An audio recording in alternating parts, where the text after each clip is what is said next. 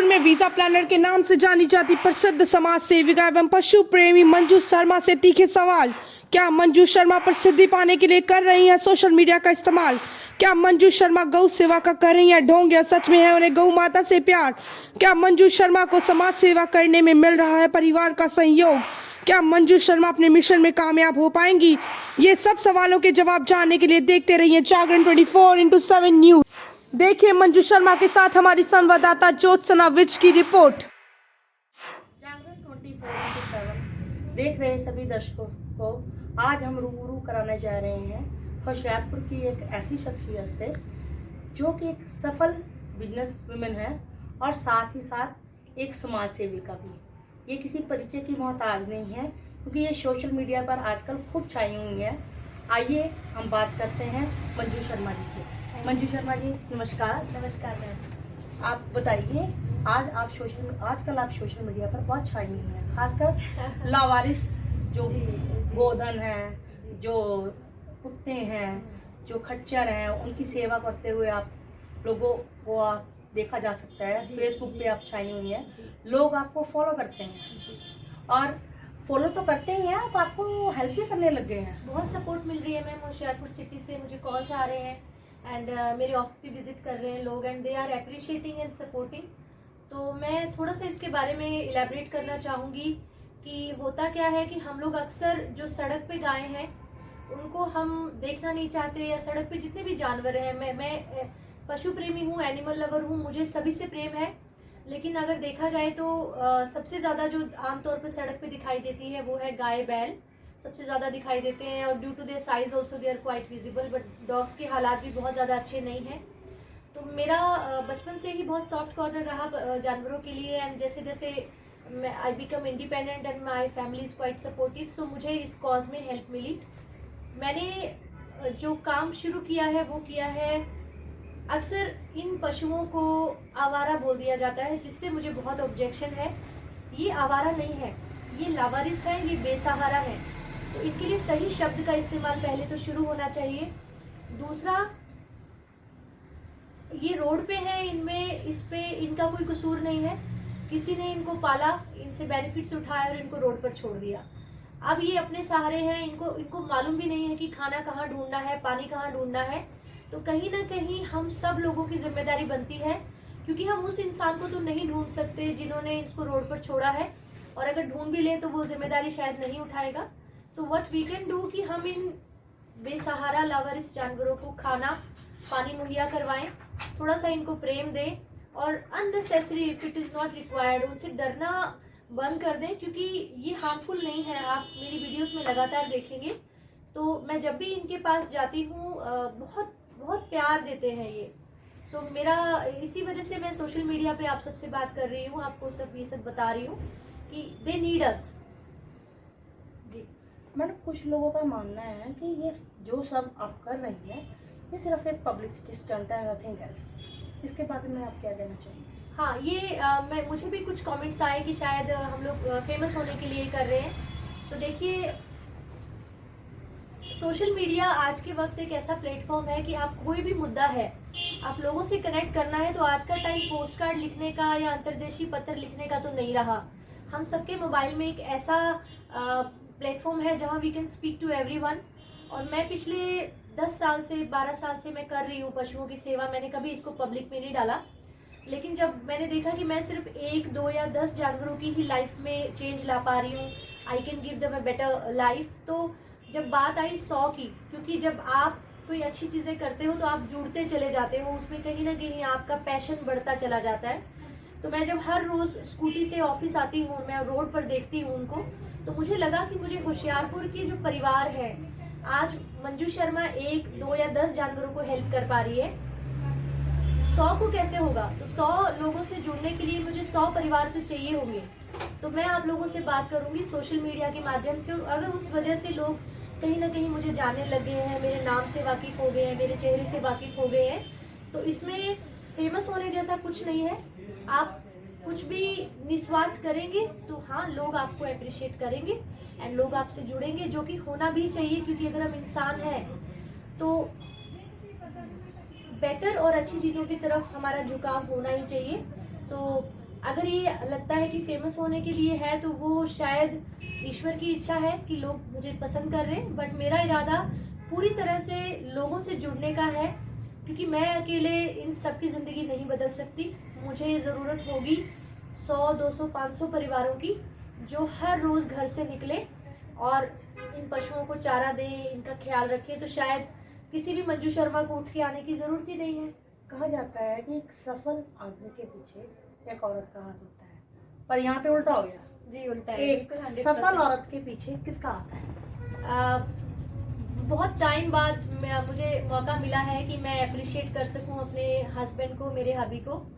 He is कहते हैं ना कि बिल्डिंग की नींव कभी दिखाई नहीं देती, तो मेरे हस्बैंड जो है वो कुछ ऐसा ही है कि वो मेरे घर की, मेरी जिंदगी की नींव है। और वो इतनी स्ट्रॉन्ग नींव है कि आप देख सकते हैं कि इमारत कितनी बुलंद है। मेरी जो ऑफिस बिजनेस की अगर मैं बात करूं, वहाँ उनकी पूरी सपोर्ट मुझे मिलती है। घर में मेरा बच्चा छोटा है, उनकी उसकी केयर में मुझे बहुत सपोर्टिव है। अगर बात आए बेसहारा जानवरों की सेवा की, तो मुझसे पहले जाके वो टाटा स्टार्ट करते हैं कि चलो आज ही चल पड़ते हैं। कहीं से पराली लानी है, कहीं से चारा लाना है, गुड़ लाना है, he is always there. I make a call कि आप आ जाइए, हमें यहाँ से सामान मिल रहा है। So he is always there. So I would like to thank my husband, because हम इंडिया में हम लेडीज कितनी भी इंडिपेंडेंट हो जाए, बिना हस्बैंड की या इन लॉज की सपोर्ट के हम कुछ बड़ी चीजें नहीं कर सकते। बिल्कुल नहीं कर सकते। एंड सेकंड थैंक यू मैं अपनी बेटी का करूंगी। वो बहुत मुझसे ज्यादा शायद एनिमल लवर है। अभी छोटी है, 7-8 साल की है, लेकिन बहुत केयरिंग है। She is very much loving towards animals. और मैं कभी कभी मैं खुद डर जाती हूँ, वो मुझसे पहले गायों में घुस जाती है, जाके डॉग्स में घुस जाती है। तो समटाइम इवन आई फील कि she is too small to handle, but I am thankful. And third, मैं अपनी मॉम को भी थैंक यू बोलूंगी, क्योंकि उन्होंने मुझे ऐसे संस्कार दिए। मुझे एक आंख मेरी डेवलप कराई जानवरों के लिए। मुझे याद है हर साल सर्दी में मेरी मम्मा जब सोने के लिए बेड पर आते थे तो बोलते थे कि हे भगवान, हे प्रभु।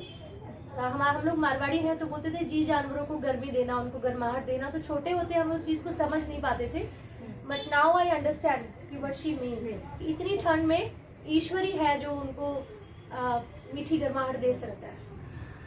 हमारे होशियारपुर में देखा जाए तो 5 गौशाले रन हो गई। जी जी जी, ठीक है। इसके बावजूद भी जो गोधन है हमारा, जी, हाँ जी। वो सड़कों पर है। जी तो अगर ये ड्यूटी अपनी प्रशासन समझे जी और आपको मान लीजिए सहयोग करता है जी। और सारे गोधन को उठा के वो ले जाता है, गौशालाओं में ले जाता है, जी। तो इसके बारे में फिर आपका क्या विचार है? ये तो ड्रीम कम ट्रू होगा मेरे लिए, क्योंकि मैं जिस भी रोड से निकलती हूँ मेरी आंख हमेशा स्कैन करती रहती है कि किस रोड पे कौन सी गाय है, कौन सा डॉग है, गधा हो, खच्चर हो, कोई भी डोमेस्टिक एनिमल ही दिखेंगे, वाइट एनिमल तो नहीं दिख रहे हैं रोड पे। नेचुरल। तो इवन कैट्स तक मेरे हस्बैंड हमेशा बोलते हैं कि तुम कैसे देख लेती हो, इतनी दूर से तुम्हें दिख गया। तो मुझे बहुत खुशी होगी एक दिन हमारी लाइफ में ऐसा आए कि हर पशु को एक शेड मिले, 2 टाइम खाना मिले और उनको पानी मिले, जो कि गौशाला में या एनिमल शेड्स में पॉसिबल है। तो ये तो बहुत अच्छा होगा, पर कहीं ना कहीं प्रशासन भी हेल्पलेस हो जाता है, बिकॉज गौशालाएं ऑलरेडी ओवरलोडेड है। एंड जो दूध पी के गायों को सड़क पे छोड़ देते हैं, वो लोग हर साल हर महीने ऐसा करते हैं। तो आई एम नॉट श्योर कि मेरा सपना शायद सच हो पाएगा, बिकॉज आई नो कि हफ्ते भर के अंदर 15 दिन में फिर से मुझे रोड पर हालात कुछ वैसे ही दिखाई देंगे। जब तक लोग नहीं बदलेंगे, हाँ, लोग ये नहीं हो सकता। सोच नहीं ना सोच बदले। बिल्कुल जी। तो इसका मतलब ये सिलसिला लगातार मंजू शर्मा को हम देखते रहेंगे। ये एक ऐसी लड़ाई है जो हम जीत तो सकते हैं, लेकिन उसके लिए मुझे सभी होशियारपुर वासियों की मदद चाहिए, हर परिवार की, कि अगर गाय रोड पे है तो वो भूखी और दुखी ना हो। बस 2 ही मैं आपसे हेल्प मांगती हूँ। एक और मैं आपसे बोलना चाहूंगी कि हमारे अक्सर घरों से क्या होता है कि जब मॉर्निंग में हमारे यहाँ सफाई वाला आता है, तो हम हमारे घर में जो भी पूरे दिन का कचरा इकट्ठा हुआ है, चाहे वो बिस्किट के रैपर हैं, चिप्स हैं, प्लास्टिक पॉलीथीन है, घर में छोटे बच्चे हैं तो पैम्पर्स हो जाते हैं, सैनिटरी पैड्स हो जाते हैं, वो हम उसी दिन डंप करने की जल्दी में होते हैं। अब हर घर से जब मल्टीपल टाइप ऑफ इस तरह का कचरा होता है, और साथ में जो गाय खाती है, जो उसको चाहिए, क्योंकि चारा तो कोई डाल नहीं रहा, तो सब्जियों के छिलके, साग, मटर के छिलके, बचा हुआ खाना, बची हुई रोटियां, वो भी एक साथ चला जाता है। वो यहीं रोड्स पर डंप में पड़ा होता है, और हमारे घर से निकलते ही वो गंदा हो जाता है। हमारे जब तक हमारे डस्टबिन में था, हमारे घर में था, वो ठीक था, लेकिन जैसे ही रोड पर आया हम सब नाक दबोच के हटने लगते हैं वहां से। तो मेरा कहने का मकसद ये कि अगर होशियारपुर की सभी हाउसवाइफ्स, अगर हमारे घर में मेड है, अगर हमारे घर में सर्वेंट है, तो सभी हाउसवाइफ्स क्या करें कि कचरे को जल्दबाजी ना करें डंप करने की। आपके घर में बोतलें आई हैं, प्लास्टिक है, उसको स्टोर कर लें, सूखे कचरे को स्टोर करें, हफ्ता 10 दिन 15 दिन का लॉट इकट्ठा करके उसी सफाई वाले कचरे वाले को दे दो और वो उसको रिसाइकलिंग में डाल देगा। और जो गीला कचरा है, यानी कि हमारे सब्जियों के छिलके हैं, बची हुई सब्जी है, वो उसको दो और रोज गाय को फीड करो। तो हर डंप पे एक मिनी गौशाला शुरू हो जाएगी और उन गायों को साफ सुथरा अच्छा खाना हम लोग दे पाएंगे। इसमें ना तो एमपी कुछ करेंगे, ना एमएलए कुछ कर सकते हैं, ना ही काउंसलर्स, बिकॉज हमारा कचरा हमें ही सॉर्ट करना है। वो हमें समझा सकते हैं, अवेयरनेस दे सकते हैं, मैं उनसे मिलूंगी, मुझे अश्योरेंस दे सकते हैं, बट जब मैं हाउसवाइफ हूँ, मैं अपना कचरा सीधे दे रही हूँ बिना सॉर्ट करे, तो उसमें कोई भी पॉलिटिकल पार्टी, प्रशासन कुछ नहीं करेगा। So I need help from each family of Hoshiarpur. Manju Sharma का लक्ष्य क्या है? हाँ, ये आपने सबसे अच्छा सवाल पूछा। मैं अक्सर इसके बारे में सोच रही थी कि आई एम इनटू एवरीथिंग। मैं, क्योंकि जब सॉफ्ट हार्ट होता है तो आपको एक लोग होते हैं सिंपैथेटिक, कि आपको सहानुभूति होती है दूसरों से, कि I can understand what you feel. कुछ लोग होते हैं empathetic, I can feel what you feel. Yes. तो मैं सेकंड कैटेगरी में आती हूँ कि I can feel what the other person is feeling. तो मैं क्योंकि सॉफ्ट हूँ तो मुझे सभी के लिए उतना ही दर्द महसूस होता है जिस दर्द से वो गुजर रहा है।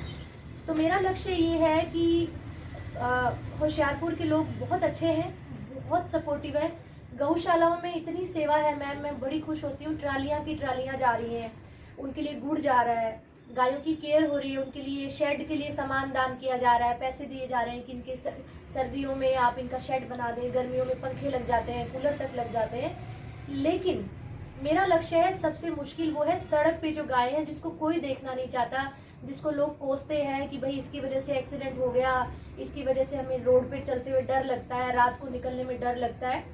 तो रोड पे जो जानवर है, चाहे वो गाय है, बैल है, खच्चर है, डॉग्स है, उनको देखना, उनको सपोर्ट करना, उनको खाना मुहैया करवाना, साफ पानी मुहैया करवाना मेरा लक्ष्य। अब जब तक मैं जीऊंगी, till my last breath I will work for these animals, because end में अगर ये सड़क पे है, ये कसूर इनका नहीं है, तो ये सजा क्यों भुगते। तो मदद तो हम सबको मिलके करनी पड़ेगी और इसमें प्रशासन को मैं ज्यादा दोष बिल्कुल नहीं दूंगी, क्योंकि अगर 100 होशियारपुर में मैम 400-500 घर तो होंगे, इतने पशु नहीं है रोड पे। तो अगर एक परिवार या 5 परिवार मिलके एक पशु को भी देख ले कि इसको खाना हम दे देंगे, कोई बात नहीं, ये सुखी रहे, राजी रहे, तो क्या कोई मुश्किल टास्क है? कोई मुश्किल काम नहीं है। फिर कचरे पे प्लास्टिक सॉर्ट हो जाए। अब मैं अपने घर में, मैंने एक बड़ा बोरा लगाया है, मेरे घर में जो भी सूखा प्लास्टिक आता है, चाहे वो रैपर्स हैं, कुछ भी है, क्योंकि प्लास्टिक से बच नहीं पा रहे हैं हम, वो तो आएगा, उसको हम उस बोरे में इकट्ठा कर लेते हैं और जब पूरा भर जाता है तो हम किसी कबाड़ी को या जरूरतमंद को दे देते हैं। एंड जो गीला है वो मैं आज भी लाई हूँ, मैं अभी जा रही हूँ गाय को खिलाने, तो मैं 2 दिन का इकट्ठा करती हूँ, सर्दी में खराब नहीं होता। तो वो जितना भी सब्जियों का छिलका है मैं अपने हाथ से गाय को देती हूँ। तो क्या होशियारपुर में कचरे के डंप होंगे? नहीं, होशियारपुर में होंगी छोटी छोटी गौशालाएं रोड की, जहाँ पे लोग अपने हाथ से रोटी और खाना दे रहे हैं और प्लास्टिक सीधा रिसाइकलिंग के लिए जा रहा है। तो ये हर घर कर सकता है। एंड प्लीज आप ये मत कहिएगा ये प्रशासन का काम है, क्योंकि ये हमारा काम है।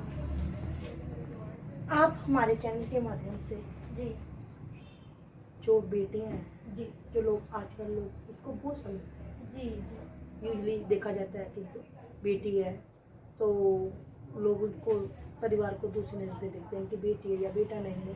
फर्क तो अब भी है, काफी हद तक है। जी हाँ, मैं आपकी बात से ठीक समझती हूँ। देखिए, वैसे तो 40% से लेके 70% तक बहुत नजरिए में चेंज आया लोगों के। अब तो बेटी की लोहड़ी भी मनाते हैं, बेटियों को बहुत पढ़ाते हैं। मैं आपके सामने लाइव एग्जांपल हूँ।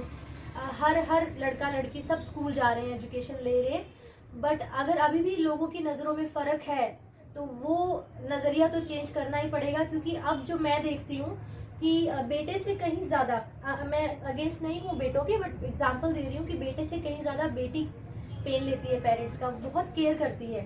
तो फ़र्क तो शायद 20% तो है। है। हाँ, कुछ हद तक तो है। क्या संदेश देना चाहेंगे लोगों को? संदेश एक ही है कि धरती पे जो भी जीव ने जन्म लिया है, चाहे वो बेटा है, बेटी है, कोई भी है, दो ही मेल फीमेल, दो ही भगवान ने चीजें स्पीशीज बनाई है, तो किसी को भी फर्क नहीं करना चाहिए, क्योंकि एक औरत ही एक पुरुष को जन्म देती है, तो अगर घर में माँ नहीं होगी, बहन नहीं होगी और बेटी नहीं होगी, तो वो घर घर नहीं कहलाता है, लोग उनके घरों में जाना पसंद नहीं करते। तो मैं ये संदेश दूंगी कि आपके घर में बेटी है तो आप बहुत किस्मत वाले हैं, क्योंकि आपके घर में लक्ष्मी है, लक्ष्मी का वास है। आपके घर में वाइफ है तो वो गृह लक्ष्मी है। तो बेटियों को खूब पढ़ाइए और अपनी वाइफ को उसके सपने पूरे करने का मौका दीजिए। शादी हो गई है, विच इज गुड, बट इसके अलावा भी अगर उनके हाउसवाइफ के अलावा भी उनकी अगर कोई सपने हैं, कोई ऐसा वो अपनी खुद की एग्जिस्टेंस चाहती है, तो उसको वो पूरा मौका दो कि मैं तुम्हारे साथ हूँ, तुम क्या करना चाहती हो बताओ। जैसे मेरे हस्बैंड मुझे सपोर्ट करते हैं, he is not into social media, he is not into public talks, but he never stopped me. सो ये एक बहुत अच्छा एग्जाम्पल है कि आप अपने परिवार के हर मेंबर को आगे बढ़ने का मौका दें और साथ की साथ लेके चले। अपने लिए हम सब जी रहे हैं, कोई शाबाशी नहीं है, कोई बड़ी बात नहीं है, सब करते हैं, है ना। लेकिन जब हम निस्वार्थ सेवा साथ में ऐड कर देंगे, तो बेटियों को पढ़ाओ, वाइफ को सपोर्ट करो, माँ की इज्जत करो, अपने बड़ों का सम्मान करो, लेकिन साथ ही साथ जब घर से निकलो तो साफ सुथरा खाना आसपास के जानवरों के लिए लेके निकलो, गर्मियों में पानी के सकोरे रखो उनके लिए। तो ये सतयुग के इक्वल काम हो जाने वाला है, तो ये चेंज हो जाएगा सब कुछ। और आप देखेंगे कि when God is watching and he is thinking कि नहीं, लोग बहुत काइंड है, तो ये जो महामारियां आ रही हैं, इस तरह की समस्याएं आ रही हैं, शायद आने वाले समय में ऑलमोस्ट खत्म हो जाएंगी या नहीं आएंगी, because we are more loving towards these animals. तो ये थी मंजू शर्मा। अब अगले भाग में हम किसी होशियारपुर की और शख्सियत से आपको रूबरू कराएंगे। तब तक के लिए नमस्कार। Thank you.